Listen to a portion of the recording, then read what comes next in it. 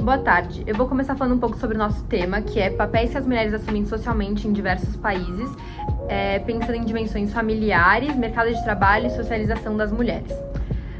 Nossa hipótese é que determinados modos culturais de diferentes religiões podem impactar na forma como as mulheres vivem e se desenvolvem na sociedade, e isso ocorre a partir da consideração de fatores como religião, cultura e hábitos.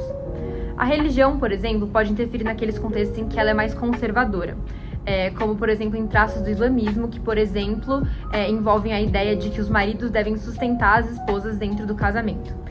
Isso ocorre também, essa interferência, no sentido do cristianismo e do judaísmo ortodoxo, os quais reforçam a mentalidade de que os papéis sociais da mulher envolvem obediência e submissão, restringindo-as ao âmbito doméstico, o que, por consequência, limita seu acesso à educação e à vida pública.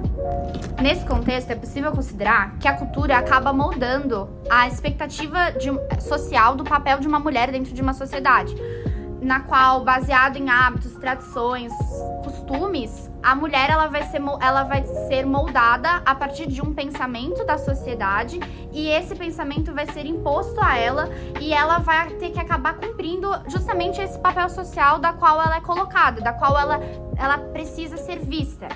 Então, em algumas regiões com as culturas mais rígidas e conservadoras, as mulheres elas não vão possuir a mesma liberdade que os homens. E aí vão acabar não possuindo os mesmos direitos. Então, por exemplo, em regiões do Oriente Médio, principalmente, e na África, onde há essa cultura mais rígida e essas religiões mais ortodoxas, as mulheres elas vão ter mais restrições do que os homens e do que outros países mais evoluídos com uma maior igualdade de gênero. Então, as mulheres elas vão ter mais restrições, dentro desses contextos de uma cultura conservadora.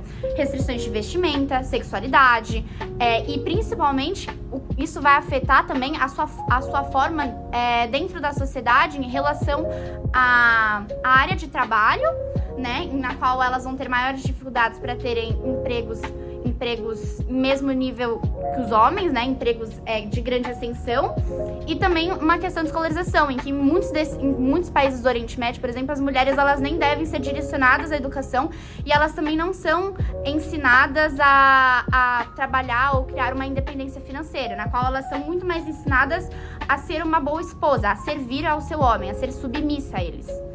E dessa maneira surge a hipótese de que esses fatores eles limitam a forma como as mulheres elas devem se portar. Então, justamente tirando essa liberdade delas.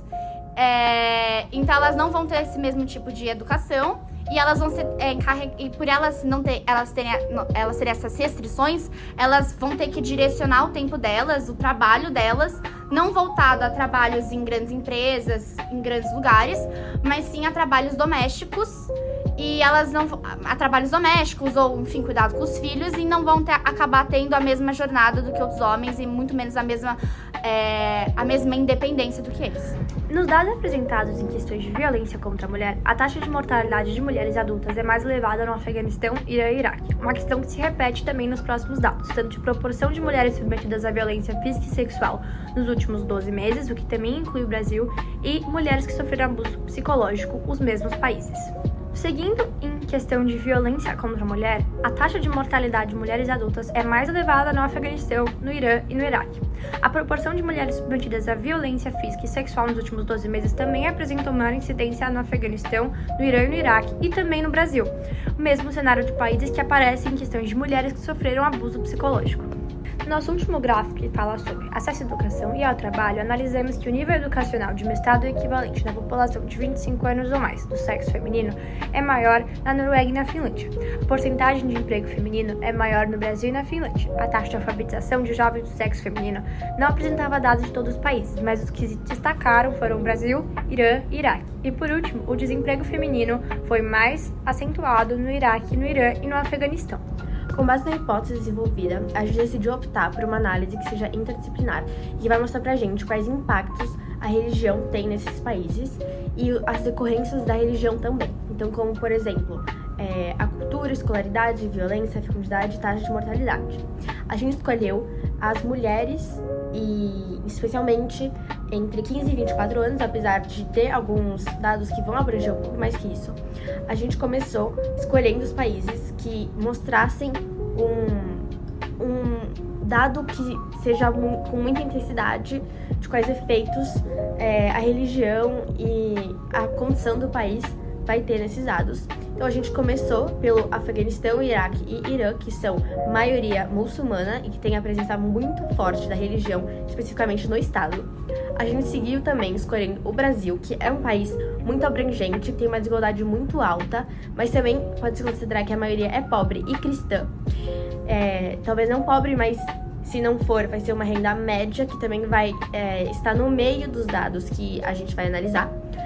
E, enfim, como opção de países que sejam de primeiro mundo e que a gente acredite que tenham umas taxas muito boas, né, para o desenvolvimento humano, a gente escolheu a Noruega e a Finlândia também, no qual a gente vai analisar os impactos da religião, apesar de ser um estado laico, sendo o Brasil também, mas a gente vai analisar mais a população e quais efeitos, né, mesmo que não sejam impostos pelo Estado, a religião vai ter na vida dessas pessoas.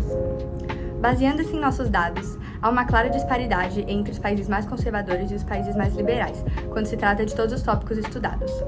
O resultado apenas comprovou a nossa hipótese inicial, além de que os países mais conservadores estudados seguem uma lógica rígida muçulmana, enquanto os outros são laicos e apresentam maior desenvolvimento econômico e humano.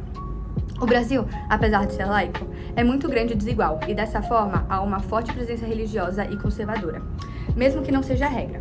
Essa condição faz com que o país fique na média entre os dois. Assim, com base na nossa hipótese e na análise específica de dados, pode-se concluir que as mulheres assumem papéis socialmente diferentes em diversos países por influências culturais e econômicas. Países com forte predominância de culturas conservadoras, onde mulheres são vistas como submissas ou mais incapazes que homens, tendem a ter dados mais baixos em relação à escolarização e ao trabalho valorizado da mulher.